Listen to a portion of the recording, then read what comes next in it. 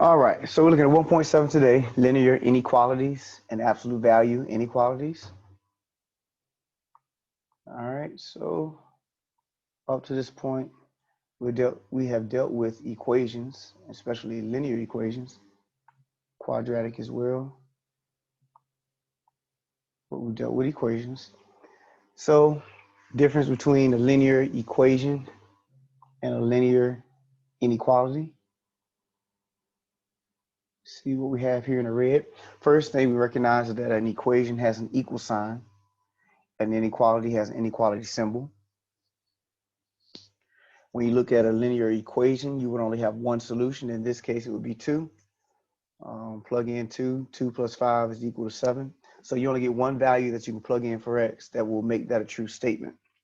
The only solution would be 2. So now when we look at our linear inequalities, though, you wouldn't just have one solution. You have infinitely many solutions. Infinitely many solutions. And that's called a solution set. So when you solve this, your solution set would be x is greater than 2. So you want all of the values that are greater than 2. Any value greater than 2 would be a solution for this inequality. Because when you go here and look at what this inequality is setting you up for, you want to ask yourself, when is x plus 5 greater than 7? And so that will be all of the values that you can plug in for x that will make this left side greater than 7. So plug it in 3. 3 plus 5 is 8. That's going to be greater than 7. You plug in 100 for x. 100 plus 5 is 105, which would be greater than 7. Any value that you can plug in for x that will make this statement true, in other words, make the left side greater than 7, would be a solution. So any number greater than 2 would be a solution for this inequality. All right, so once again, for a linear equation, you will have one solution. For a linear inequality, you have infinitely many solutions.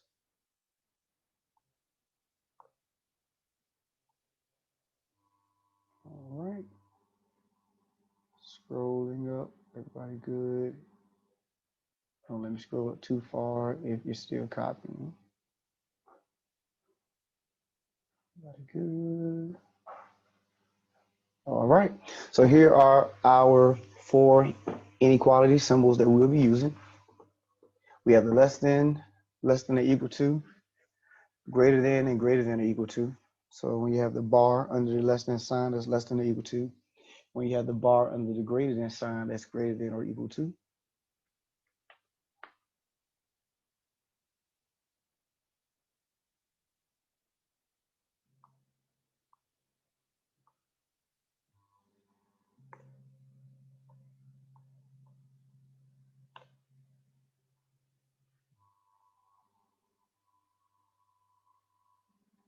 All right.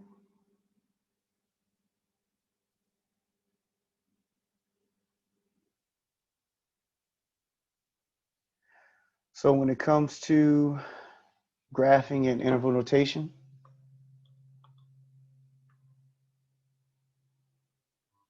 if you're using your less than or greater than symbols, you'll be using parentheses.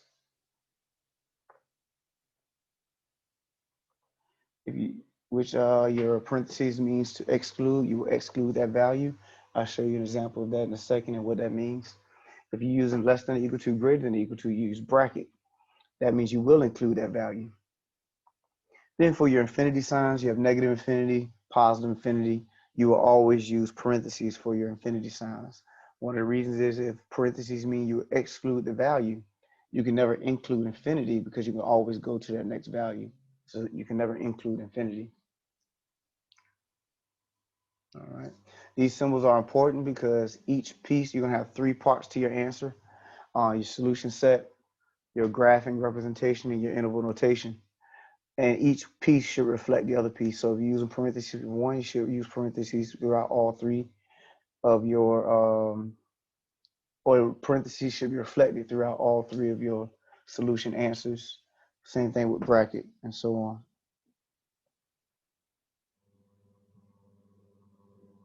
So let's look at what that means to exclude and include. All right.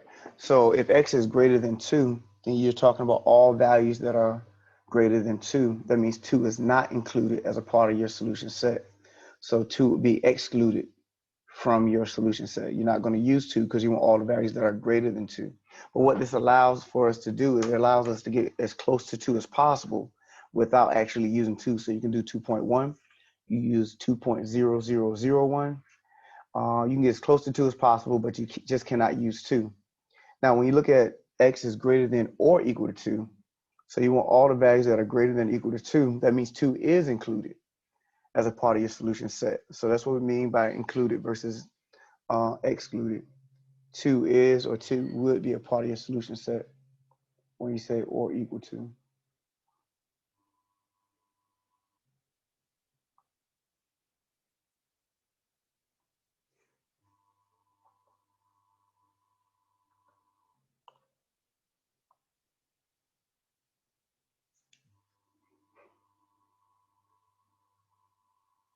All right.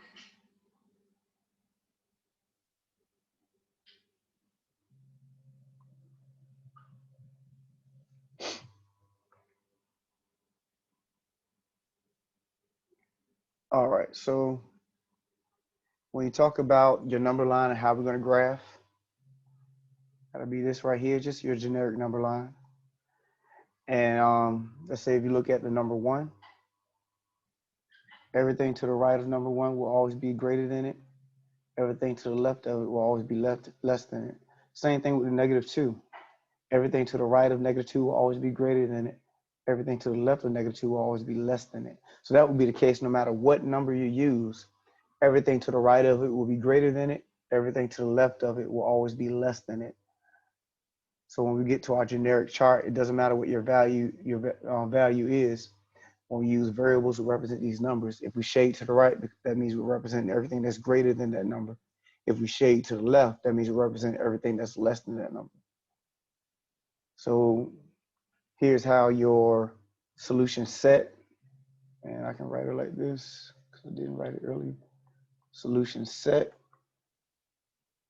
versus your graph and your interval notation. So those are the 3 ways that you're going to be representing your answer. You get a solution set, use your generic graph, or you would do interval notation.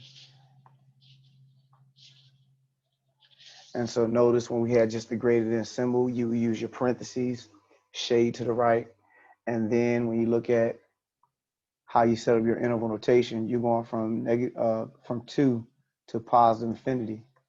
So that's how we have this set up, 2 comma infinity. And we use parentheses over the 2, staying in accordance to our symbol. And then there's always a parentheses on your infinity sign. For the next one, this 2 is greater than or equal to 2, x is greater than or equal to 2. So we use the bracket, but we're still shading to the right because we're talking about greater than 2. And then that's 2 comma infinity, bracket over your 2, and then parentheses on the infinity sign.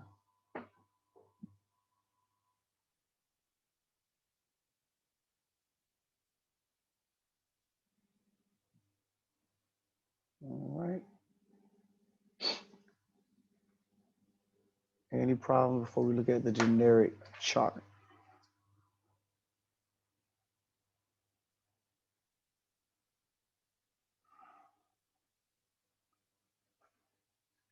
All right. So here's our chart that just represents all of the scenarios that we would come across. So we have our solution set, graph, and then interval notation. All 3 pieces should reflect each other. So notice here in the red, A and B are going to represent real numbers. So if you see X is greater than A, and we just saw how this would look if we had a number with the number 2. I'm going to shade to the right, use parentheses, going from A to comma infinity, using parentheses on both. Then for the second one, we're going to use bracket. It's the same relationship of shading to the right and going from A to infinity, but we use bracket over the A instead of parentheses. Now the third one, we're talking about less than A. So we're going to shade to the left using parentheses. And notice your interval notation here. we read our graph from left to right. So notice we're coming from negative infinity to A. So make sure you're careful with that. It's from negative infinity to A because we're reading our graph from left to right. And then for the or equal to, the fourth one, same thing, shading to the left, but we're using bracket over the A instead of parentheses.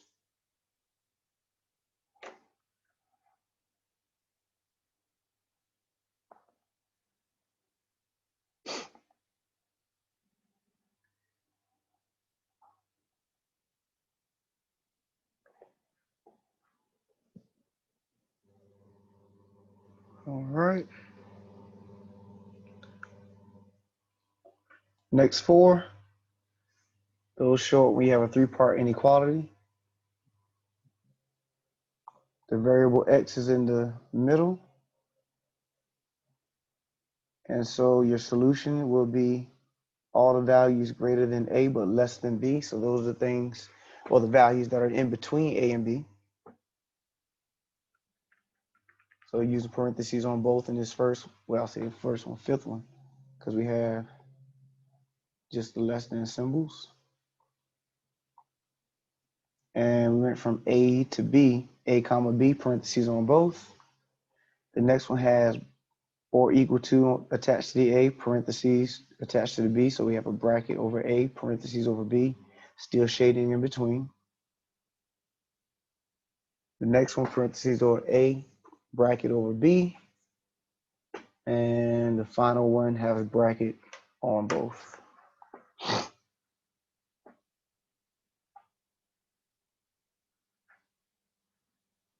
All right, any questions before we put these to work? Could you leave it there for a second? Mm-hmm.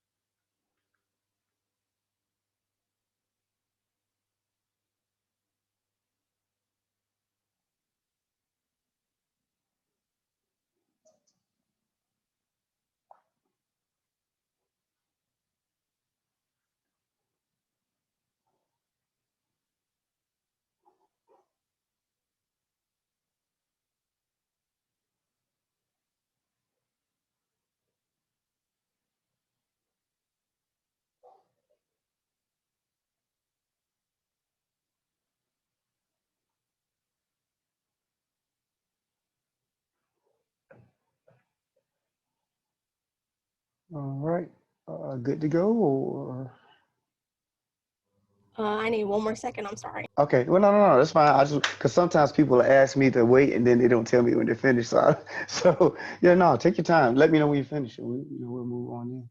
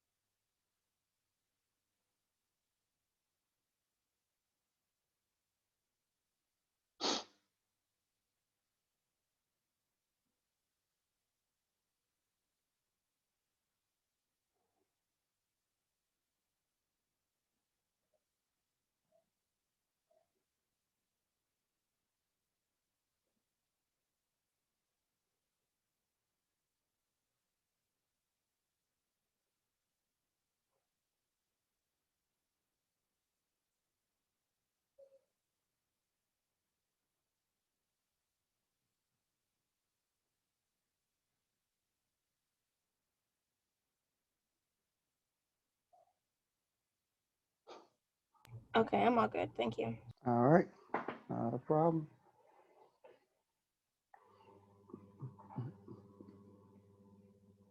All right, so solving linear inequalities. And this is the only thing that's going to be different, or the only thing that we have to consider when we solve linear inequalities that we didn't have to consider when solving equations.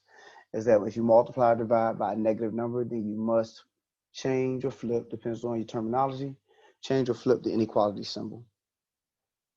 So if you multiply or divide by a negative number, then you must change or flip the inequality symbol. All right, so a little example here, we have negative 3x is greater than 17. In order to solve for x, we would divide both sides by negative 3. When you divide by that negative 3, your sign will change from greater than to less than.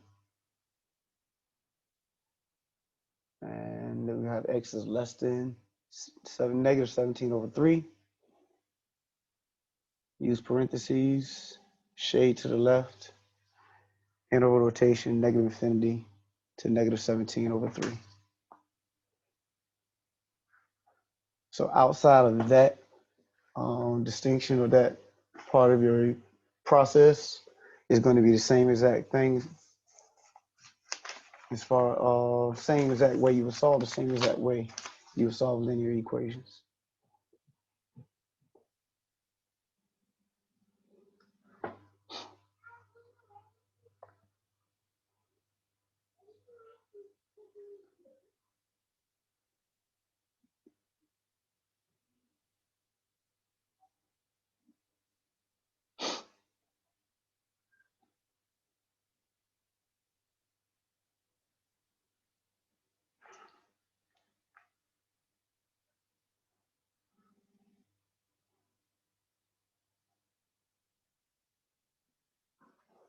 All right.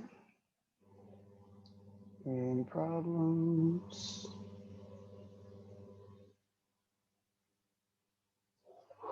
So here we have 3 minus 2x is less than or equal to 11. We're going to solve this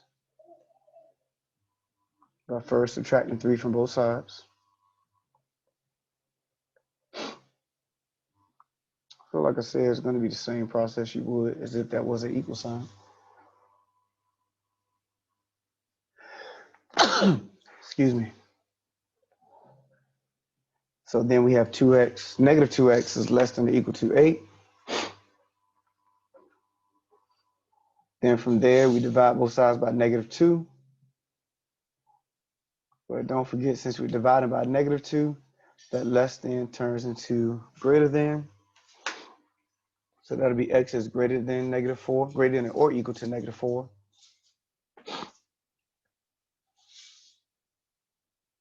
So we're going to shade to the right and use a bracket over the negative 4. And then our interval notation would be negative 4 to infinity.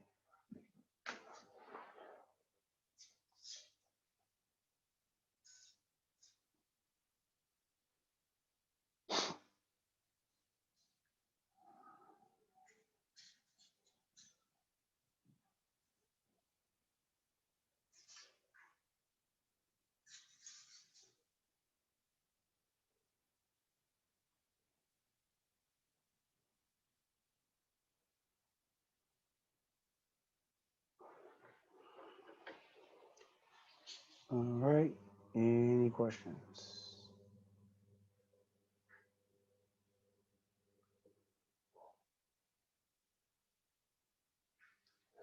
All right, next one, x plus 3 over 4 is greater than x minus 2 over 3 plus 1 over 4.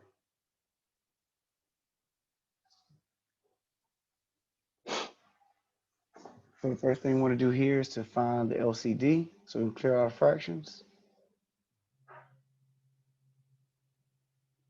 So it's 12.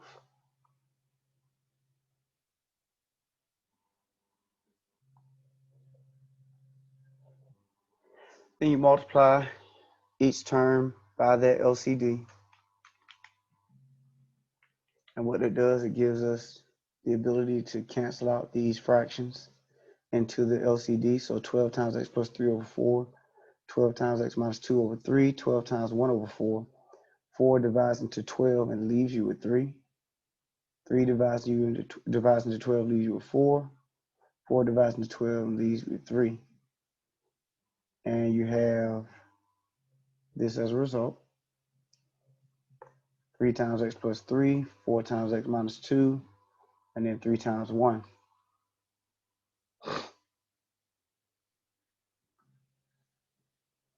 Distribute 3x plus 9, 4x minus 8, and then plus 3 in the back.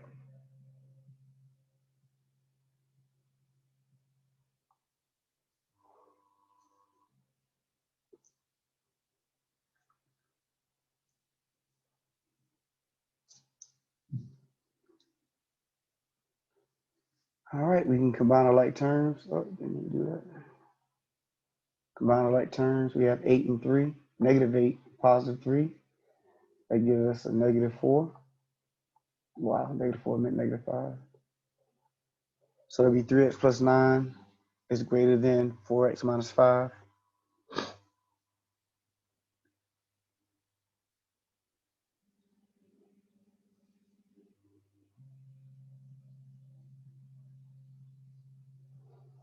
All right, so your goal should be to get all of your terms with x on one side, all of your terms without x to the other. So I'm going to subtract 3x from both sides. And let's add 5 to both sides.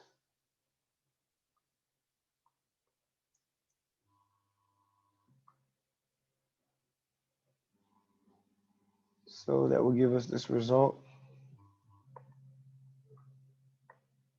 of 14 greater than x. Also, and I believe my math lab would probably want your x, your variable, on the left side of the inequality. So if that's the case, just flip it. I mean, if the mouth is open towards the 14 with the x is to the right, then it should be open towards the 14 when the x is to the left. So both of those represent the same expression. So you want all the values that are less than 14. You're going to use parentheses because it's less than. Shade to the left. And then for interval notation, it's negative infinity to 14. So negative infinity column of 14, use parentheses on both.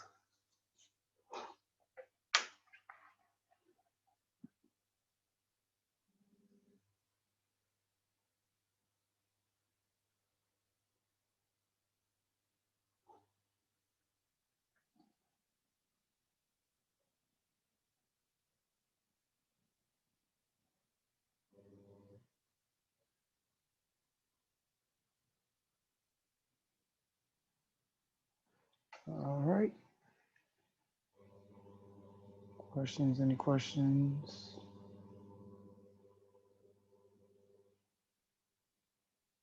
All right. Let's look at a three-part inequality.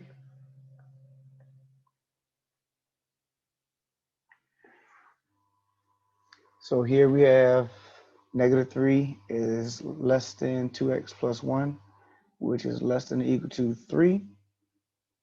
So your goal is to solve for x, but leave x in the middle. If you remember going back to our chart, those last 4 statements or last 4 rows had x in the middle. So we want to leave x in the middle, and we're going to solve in that fashion. So if I didn't have that left side of the inequality, you know, I would be looking to just subtract 1 from both sides. It's the same thought process, but instead of just subtracting 1 from the middle, you subtract 1 from all 3 parts.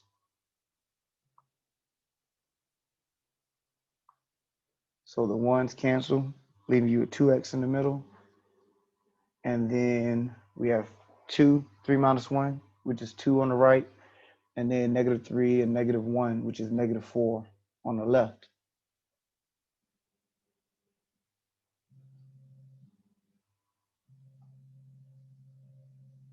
Then we can divide both sides, not both sides, but each part by 2. Because you're still trying to get x by itself. So dividing each part by 2 gives you negative 2. It's less than x, which is less than or equal to 1. or x is greater than -2 but less than or equal to 1.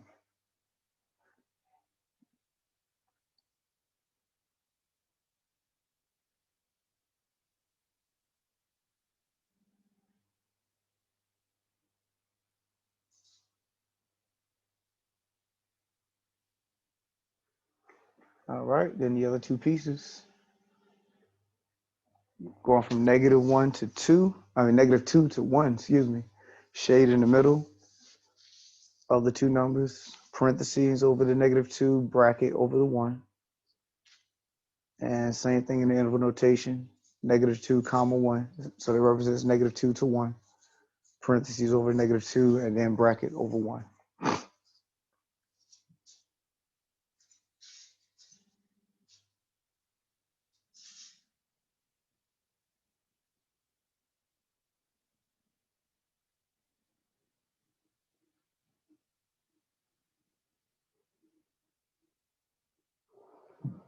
All right.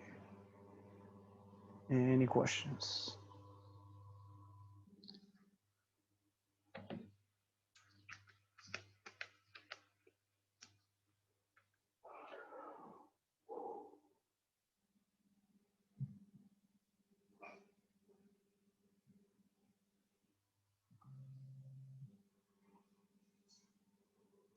All right, I'm gonna erase some of this.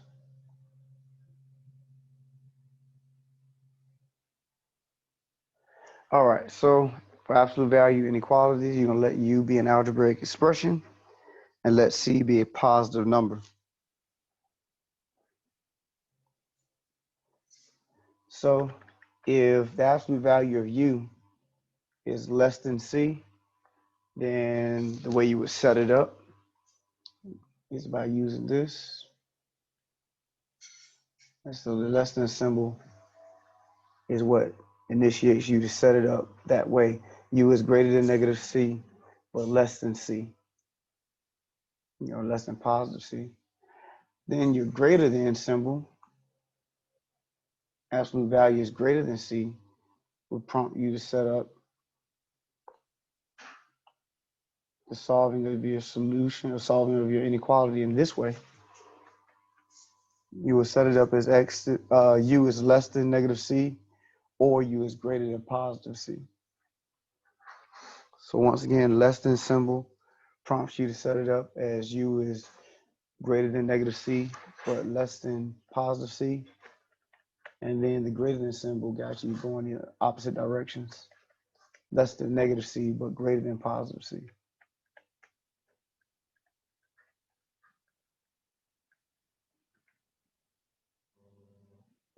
And then over here in the red, got, just let you know the same thing would occur if they had the or equal to symbols on the bottom.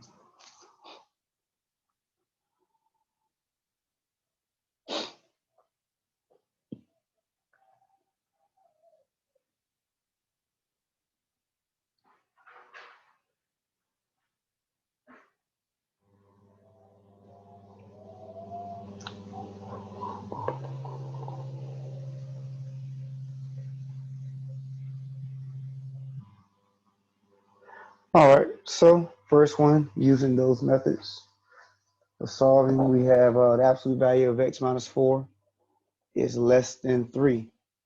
So remember, we go back to how they tell us to set it up. If we're using the less than symbol, then that's how we would set it up. X minus 4 is greater than -3, but less than positive 3.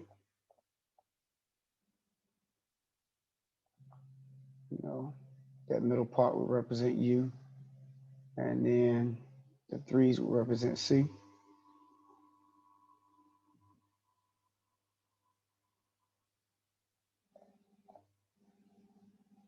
All right. So go ahead and solve. We already talked about solving a three-part inequality. So you add 4 to both. I keep wanting to say both sides. We add 4 to each piece, or all three pieces, and the 4's cancel out in the middle. On the right, 3 plus 4 is 7. On the left, -3 plus 4 is a positive 1. And then there would be your 3 pieces to your answer.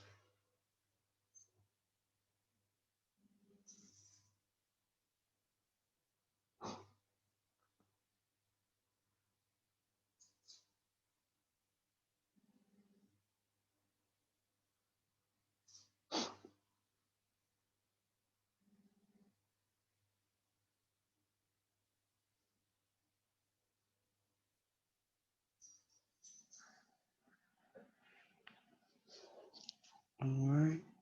Any questions?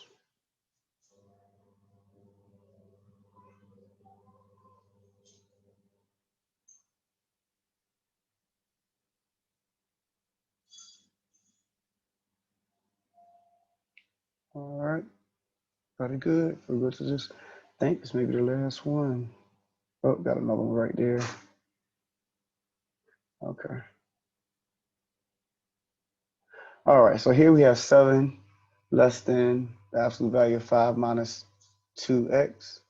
And so all I did was first took this and rewrote it with that being on the left side, so we can do a direct comparison to how they told us to set it up. And we see that the absolute value quantity is on the left side, so that makes it greater than 7 when we flip everything around. So we have the absolute value of 5x, 5 minus 2x is greater than 7.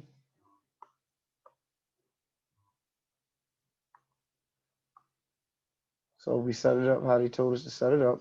If we have the greater than symbol, that means we're going to do 5 minus 2x less than negative 7, and then 5 minus 2x is greater than 7.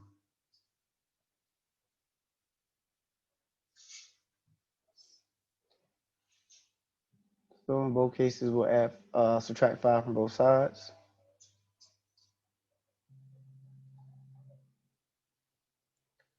And then we'll divide by negative 2. And don't forget that if you're going to divide by a negative number, you have to change your inequality. So we had negative 2x is less than negative 12. You divide by negative 2, that'll be x is greater than 6. Then you had negative 2x is greater than 2. When you divide by negative 2, that'll be x is less than negative 1.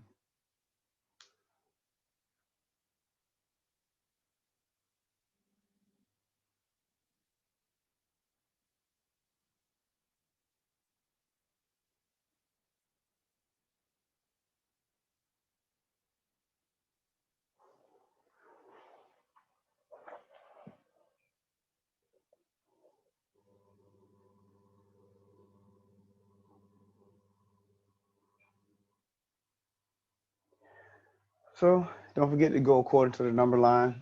Negative 1 would be furthest to the left, 6 would be to the right. You want the values that are less than negative 1, so you shade to the left of negative 1. Values that are greater than 6, you shade to the right of positive 6. Then as far as interval notation is concerned, or is represented by the union sign right here. And so we're talking about coming from negative infinity to negative 1, or 6 to infinity. Parentheses over all of them.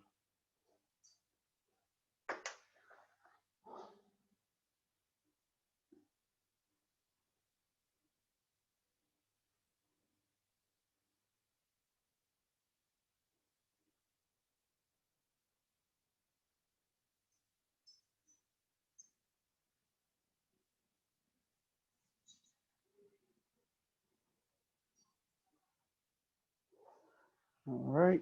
Any questions?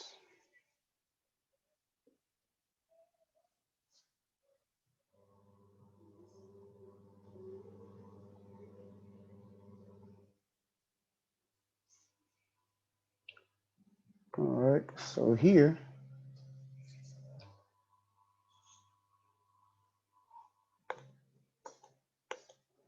we have negative 2 times the absolute value of 3x plus 5 plus 7 is greater than or equal to negative 13. So you want to isolate the absolute value symbol, or the quantity that's in the absolute value. First thing we'll do is subtract 7 from both sides.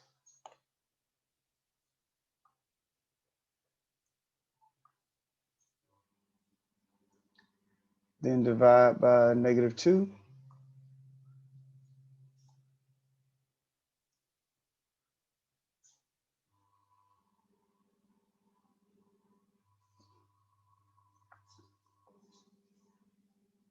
Oh, sorry about that. So we divide by -2. Don't forget your inequality has to change. So we have the absolute value of 3x plus 5 is less than or equal to 10. And once again, that's because we divided both sides by -2. So it changed from greater than to less than.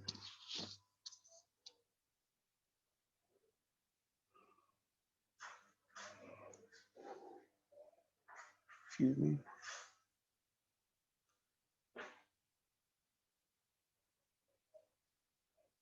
All right. I don't know why I did that like that. Okay. So when we look at this, I'll come back to the stuff in the middle. If we follow the purple line. I don't know why I did that. I wonder what class made me do it like that. Somebody must have asked a question. So we coming down here, and I'll come back to that middle section. But here we are now. Absolute value of 3x plus 5 is less than 10, less than or equal to 10. Yep. Hold on 1 second. There we go.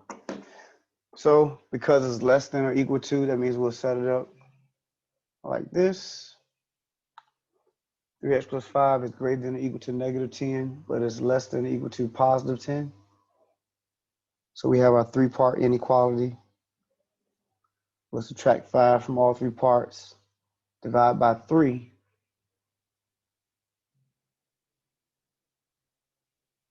And so we have x is greater than or equal to -5, but it's less than or equal to +5/3.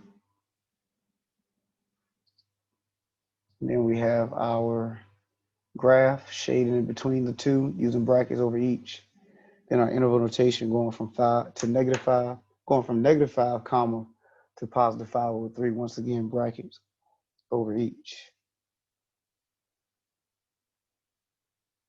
So why did you have to put the -10 and the +10? Well, I get the +10, but why did you have to put the -10?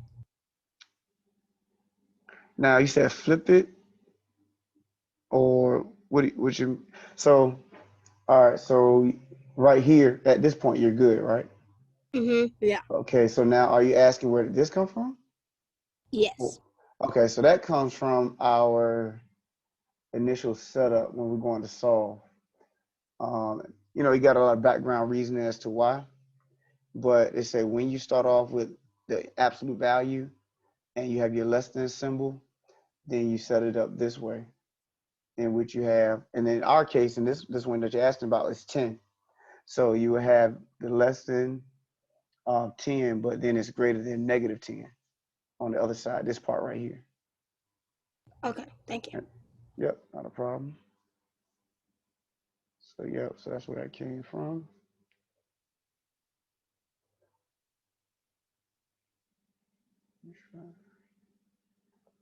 All right, make sure we are good with that before I go to that middle part.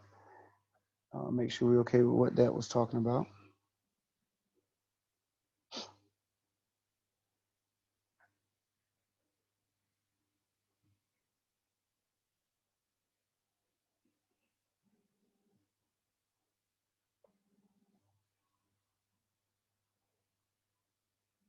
All right, gotta scroll up. Everybody okay? Okay. So just emphasizing this part right here. And like I said, somebody must have asked the question when I was doing these notes, but it's still something worth discussing. Whenever you have the absolute value of any quantity and you're comparing it to a negative number, if you remember what we said back at the beginning of this, C be a positive number. That's when this holds true. Now, if C is a negative number, then there's no calculation to be made. If I want to know when is the absolute value of x plus 7 greater than -5, that's always the case, because the absolute value will always produce a positive number. And then in the next one, when is the absolute value of x plus 7 less than -5? Well, that's never, because once again, the absolute value always produces a positive number. All right, so that's why All real numbers would be the answer for the first one, and then no solution would be the answer for the second one.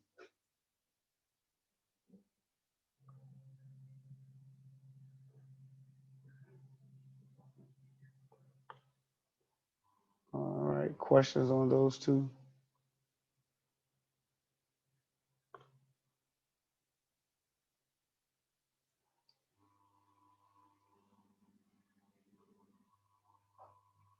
Absolute value always yields a positive result. So if you compare it to a negative, there will be no calculations that needs to be made. So that's why it was important that we actually, if you look at what we originally had here, we had a negative 13 over here, but we couldn't make that comparison until we actually solved for our absolute value. And that's once we did that, we noticed that we were comparing it to a positive 10 and not a negative value. So that's why it's important that you solve it for or isolate your absolute value quantity first before you start to make any declarations on how to move towards solving your absolute value equation or inequality in this case. All right. Questions? Any questions? Concerns, comments?